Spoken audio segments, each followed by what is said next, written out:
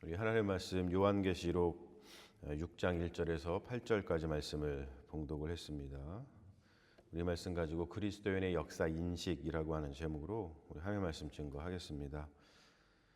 봉인은 은폐된 역사 그리고 은폐된 진실 이런 거라 그랬습니다. 봉인을 뗀다는 것은 바로 은폐되어 있는 역사와 진실이 이제 밝히 드러나는 것이겠죠. 우리 한국말에는 우리가 잘 모르지만 이 헬라어를 보면은 헬라어의 문법에는 신적 수동태라는 게 있어요. 그러니까 하나님께서 이렇게 이걸 허락하셨다, 이런 뜻입니다. 그래서 오늘 말씀에 보면은 그 행동이 모두 신적 수동태로 되어 있어요. 이 말은 뭐냐면은 그들의 행동 또한 하나님의 통치 아래 있는 것이고, 또 그렇기 때문에 그들의 그 악행들, 악한 행동들은 하나님에 의해서 반드시 심판받을 것이다. 이제 그런 뜻을 담아서 신적 수동태라고 하는 문법을 사용해 가지고 오늘 바로 발생하고 있는 일들을 표현을 하고 있습니다. 어린 양이 7개의 봉인을 차례대로 이제 떼면서 은폐된 역사와 진실이 드러나고 있죠. 그러니까 어린 양께서 그리스도께서 은폐되어 있는 역사와 진실을 이렇게 밝히 드러내신 분으로 지금 요한계시록에서는 그렇게 이제 예수 그리스도를 묘사하고 있습니다. 첫째 이인에서 오늘 우리가 넷째 이인까지를 봤는데, 그 첫째 이인에서 넷째 이인은 은폐된 로마 제국의 어떤 정치라든지 경제 상황 그런 것들이 폭로가 되고 있는데, 한마디로 표현하자면은 굉장히 악하고 폭력적인 체제다라는 것을 말하고 있어요. 이런 것을 토대로 보면은 우리 그리스도인들이 갖추어야 할 것이 그 역사 인식이라는 것이 분명해 보이죠. 은폐된 역사와 진실을 밝히 드러내시는 우리 그리스도를 믿는 사람들에게 당연한 소양이 아니겠는가 싶습니다. 우리가 신앙을 갖는다는 것은 역사에 눈을 감고 예수를 믿고 구원을 받아서 천국에 가면 끝이라고 하는 생각을 많이 갖는데 잘못된 생각입니다. 사실 기독교에는 그러한 생각들이 없는데 자꾸 이제 그런 걸 통해 가지고 사람들을 선동을 하죠. 이 기독교 신앙은 그것과 정반대예요. 신앙을 갖는다는 것은 은폐된 역사 그리고 은폐된 진실의 눈을 뜬다는 뜻이고, 그리고 그것에 맞서서 우리가 저항하고 싸운다라고 하는 뜻을 가지고 있습니다. 신앙이라고 하는 것은 이제 성육신이죠. 탈육신이 아닙니다. 근데 자꾸 이제 탈육신을 얘기하죠. 그래서 이제 문제가 발생하는 겁니다. 신앙은 성역사입니다. 뭐냐면은 역사 속으로 들어가는 일이지, 역사는 나랑 상관없어. 나하고 무슨 상관이야라고 하면서 탈역사 이렇게 생각하는 것은 신앙이 아닙니다. 기독교 신앙은 성육신, 성역사라는 것을 우리가 좀 잊지 않고 잘 기억을 하면 좋겠어요. 그래서 신앙은 우리가 몸담고 있는 이제 시간, 우리가 몸담고 있는 공간, 이런 것을 역사라고 표현할 수가 있죠. 이 역사를 어떻게 아름답게 만들 수 있을 것인가에 대한 진지한 탐구와 실천이다라고 표현할 수 있죠. 여러분, 이것이 기독교 신앙의 아름다움입니다. 다른 종교에서는 거의 찾아볼 수가 없는 그러한 것이죠. 근데 기독교는 이렇게 성육신 그리고 성역사 이런 것을 통해서 우리가 살고 있는 시간과 공간을 어떻게 하면은 아름답게 만들까, 그것에 더 무지하게 고민을 하고 또 실천하기 위해서 엄청나게 노력을 하는 그런 태도를 가지고 있는 종교입니다. 성경의 이야기는 창작이 아니라 역사에 대한 대응이에요. 그러니까 창작이라고 하는 것은 아무런 대척점이 없고 아무런 뭐가 없는데 그냥 하늘에서 뚝 떨어진 것처럼 이야기하면 안 되고, 이 성경의 이야기는 어떤 역사의 어떠한 사건 또는 역사의 어떠한 체제 이런 것에 대한 그 대응입니다. 특별히 그 제국주의에 대한 대응이죠. 구약 성경에서 제일 중요한 제국은 바벨론 제국인데, 구약 성경을 보면은 구약 성경은 바벨론 제국에 대한 대응이에요. 그리고 신약 성경은 로마 제국에 대한 대응입니다. 우리가 역사 공부를 좀 해서 알지만 인간의 역사는 제국의 역사다라고 해도 이제 과언이 아니죠. 제국이라는 것은 뭐냐면 폭력적인 체제의 현실이고 상징입니다. 제국은 언제나 그 체제가 폭력적이에요. 그래서 제국주의라고 하는 것은 또 폭력의 체제 뭐 그런 뜻이죠. 그래서 인간의 역사는 폭력으로 점철되어 있습니다. 인간의 역사가 이런 이래로 계속해서 어떤 제국을 세우려고 인간들이 노력을 했고, 그런 제국들은 세워질 때 폭력적인 역사로 이렇게 물들여지는 것을 우리가 봅니다. 창세기 같은 경우는 여러분 보면은 창세기는 단순히 하나님께서 천지를 창조하셨다, 그런 어떠한 동화 같은 이야기가 아니죠. 창세기는 폭력적인 바벨론 창조 이야기에 대한 거부이고 저항입니다.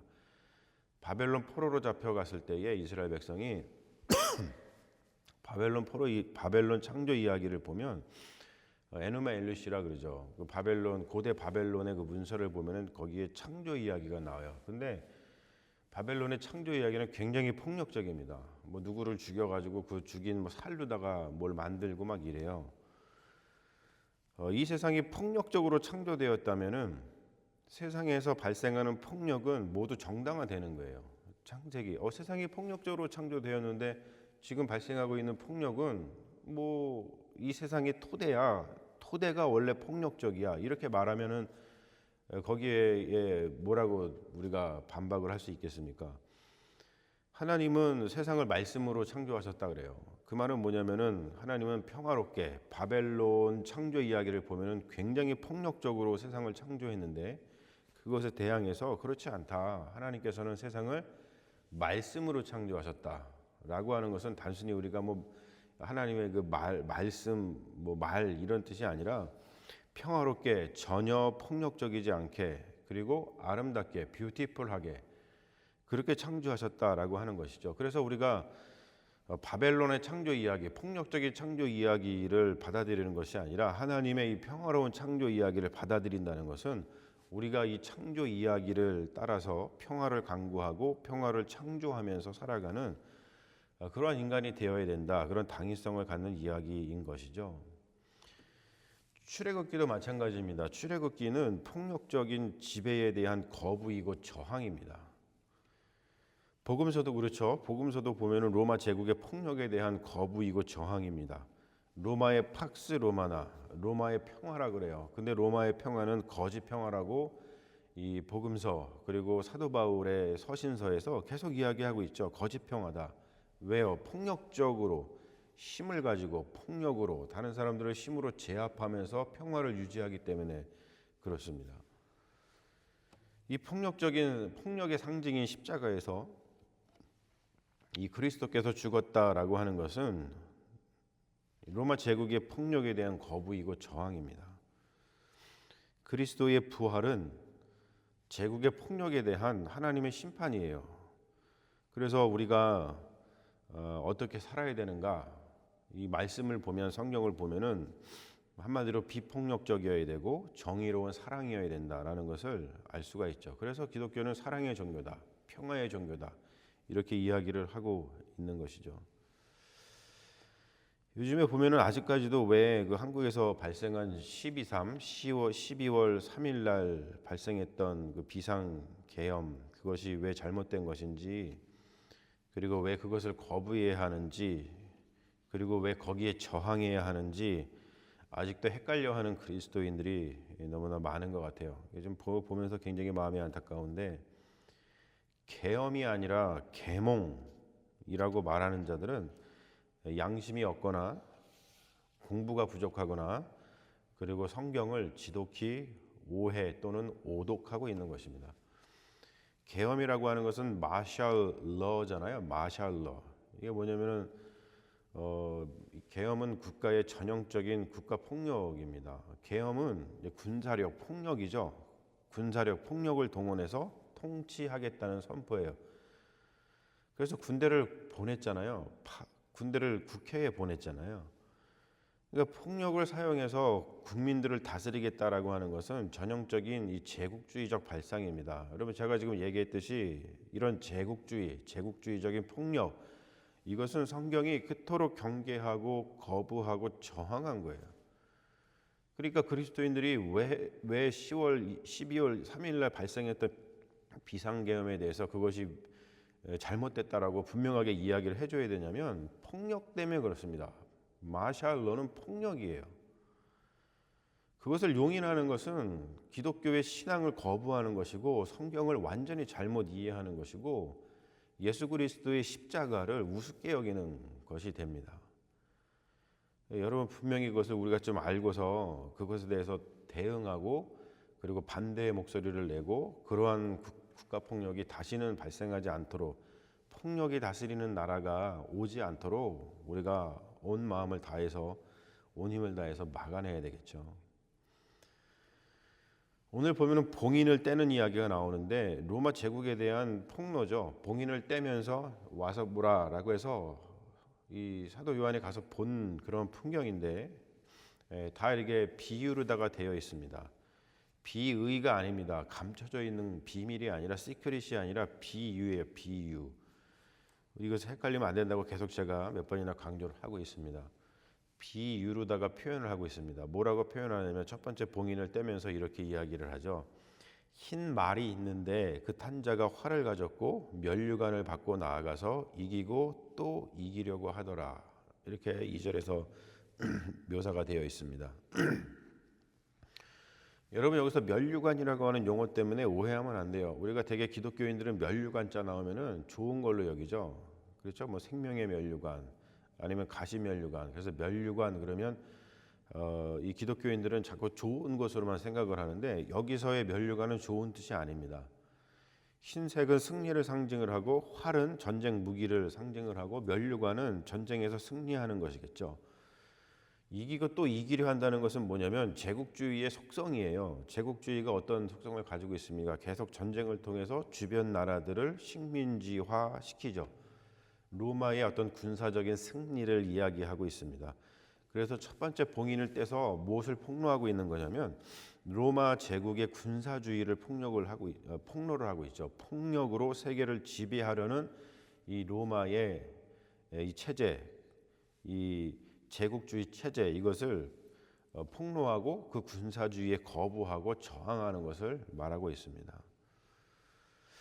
그리고 두 번째 봉인을 보면은 4절에 이렇게 나와 있어요. 이에 다른 붉은 말이 나오더라. 그 탄자가 허락을 받아. 여기서 이제 허락을 받아 이것도 신적 수동태를 표현하는 겁니다. 땅에서 화평을 제하여 버리고 서로 죽이게 하고 또 큰 칼을 받았더라. 이렇게 표현하고 있어요. 붉은 말은 유혈을 상징합니다. 유혈 사태, 피가 낭자하는 거죠. 큰 칼을 들고 붉은 말을 타고 있다라고 하는 것은 정치적 억압을 말하는 거예요.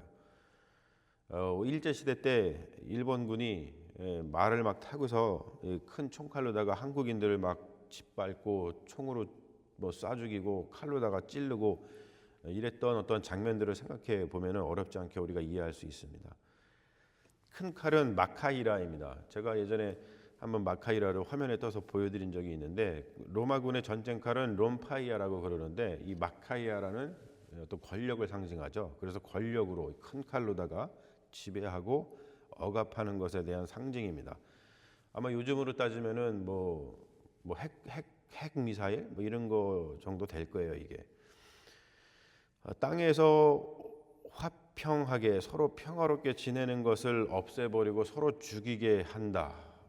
어떤 정치적인 억압과 사륙의 현실, 그런 로마 제국의 현실을 폭로를 하고 있습니다. 자, 세 번째 봉인을 떼고 있는데 5절에 보면 뭐라고 나오냐면 검은 말이 나오는데 그 탄자가 손에 저울을 가졌더라. 그리고 이어 나오죠. 한 데나리온에 밀 한 되요, 한 데나리온에 보리 석 되로다. 또 감람류하고 올리브 기름하고 포도주는 해치지 말라 하더라. 이런 이야기를 들었다는 거예요. 저울은 당연히 그 로마 제국의 경제를 상징하겠죠. 그리고 이제 식량 가격이 얼만큼 폭등했는지를 폭로를 하고 있어요. 되라고 하는 것은 코이닉스라고 하는 이 헬라어를 한국말로 옮긴 건데 이것은 남자 군인 한 사람에게 필요한 하루치 식량의 양을 이야기합니다. 그러니까 데나리온을 가지고 한 되의 밀밖에 살 수 없었다라고 하는 것은 이 데나리온은 뭐냐면 남자 노동자의 하루 임금인데 여자는 그 당시에 반 데나리온을 받았다 그래요. 남자가 하루 종일 일을 해가지고 그냥 자기 먹을 만큼 식량을 구할 수밖에 없었어요. 그러면은 어때요? 나머지 가족들은 굶어야 되는 상황인 겁니다. 이러한 상황이 발생하는 이유는 전쟁 때문이라는 것이죠. 여러분, 흉년 때문에 그런 것이 아닙니다. 전쟁 때문에 그렇습니다. 근데 또 보면은 재밌게 뭐라고 나와 있냐면 감람류하고 포도주는 해치지 말라 그러죠. 부자들의 음식이죠. 올리브 기름하고 포도주, 가격 변동이 없고 충분히 공급이 되고 있어요. 이것은 또. 그러니까 세 번째 봉인을 통해서 지금 무엇을 폭로하고 있는 거냐면 부자들이라든지 지배자들에게는 별로 타격이 없지만 서민들을 빈곤과 기아와 죽음으로 몰아넣는 불의한 로마의 경제 체제를 폭로를 하고 있습니다. 자, 네 번째 봉인을 또 떼면서 이런 이야기를 사도 요한이 듣죠. 내가 봄에 청황색 말이 나오는데 그 탄 자의 이름은 사망이니 음부가 그 뒤를 따르더라. 그들이 땅 4분의 1의 권세를 얻어 검과 흉년과 사망과 땅의 짐승들로서 이러한 것들을 사용해서 사람들을 죽이더라. 이런 것을 봤다 그래요. 자, 청황색은 시체의 색깔입니다. 청황색 말을 탄 자의 이름이 사망이에요. 죽음의 체제를 폭로를 하고 있죠. 음부가 뒤따른 이유는 뭐냐면 로마의 정책, 로마의 통치, 여기에 순응하지 않는 사람들이 죽임을 당하고 사회에서 배제되고 있다라는 것을 표현한 겁니다. 그래서 사망 뒤에 음부가 따르는 거예요. 죽음의 체제 뒤에는 음부가 따라요. 이 죽음의 체제를 따르지 않으면 왕따 당하는 것이죠. 로마 제국의 정복 전쟁은 어떠한 그 양상을 가지고 있었냐면은 정복지를 초토화시킵니다. 여러분, 그러기 때문에 식량 가격이 오르는 거예요. 기근 때문에 그런 것이 아니라 흉년 때문에 그런 것이 아니라 전쟁을 해서 그 땅을 초토화시키니까 모든 그 농산물을 지을 수 있는 땅이라든지 농산물을 다 태워버리고 막 그렇게 초토화시켜 버리니까 살 수가 없는 거죠. 그리고 당연히 학살이 일어났겠죠. 사람들을 많이 죽였을 거예요. 그리고 희생자들을 전혀 기억하지 않고 다 아무 일도 없었던 것처럼 망각시켜 버립니다. 네 가지 살상 도구가 나오죠. 검을 통해서, 무기를 통해서, 그리고 흉년, 기근. 제가 지금 말씀드렸듯이 흉년, 기근은 그냥 오는 것이 아니라 전쟁 때문에 옵니다.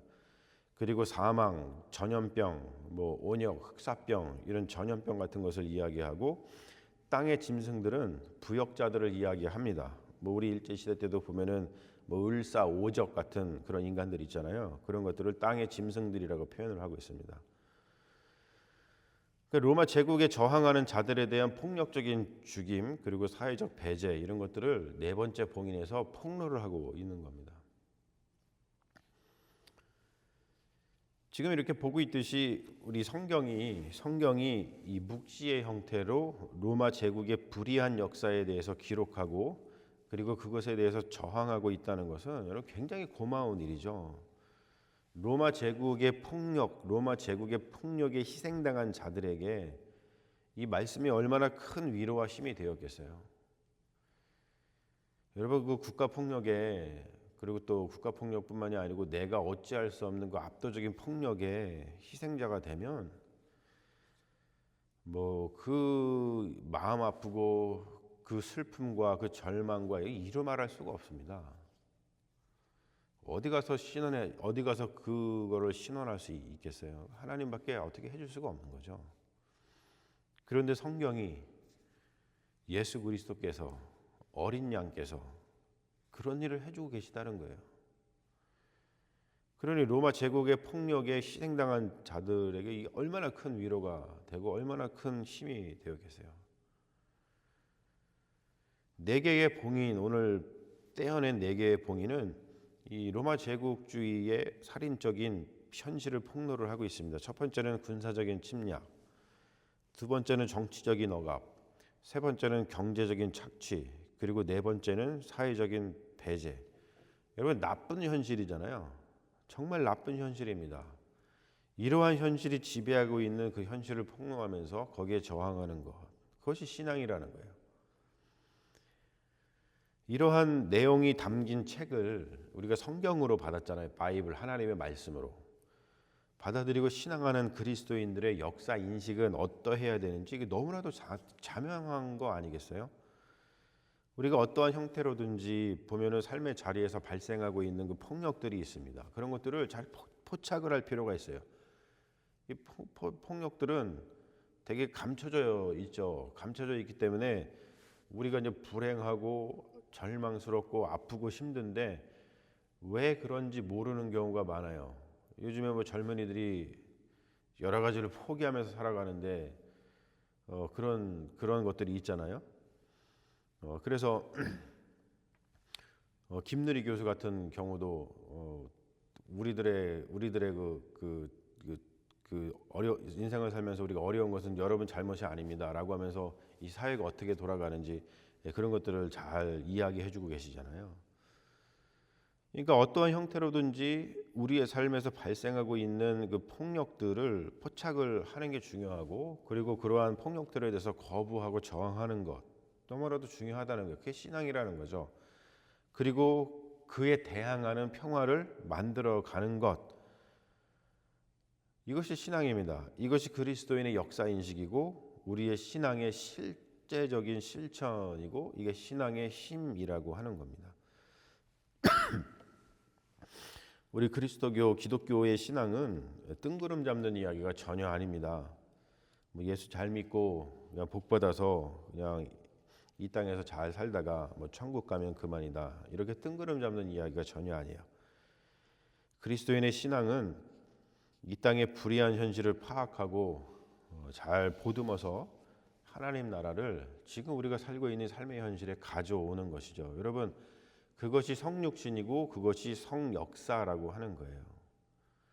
그래서 결론적으로 이야기를 한번 해보자면 기독교 신앙을 한마디로 표현하면 무엇일까? 그것은 저항하라 그리고 사랑하라, 이 말이 아닐까 싶어요.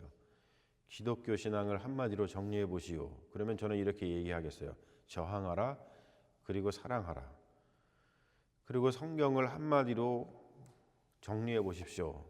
이렇게 누가 저한테 질문한다면 저는 이렇게 말하겠어요. 저항하라 그리고 사랑하라, 이거라고 말하고 싶습니다.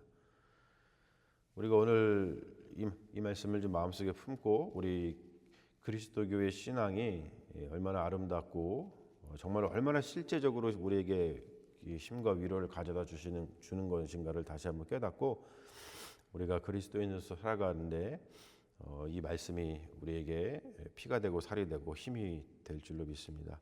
우리 주님께서 우리와 날마 함께 하시기를 주님의 이름으로 축원합니다. 우리 잠깐 기도하겠습니다. 아버지 하나님, 로마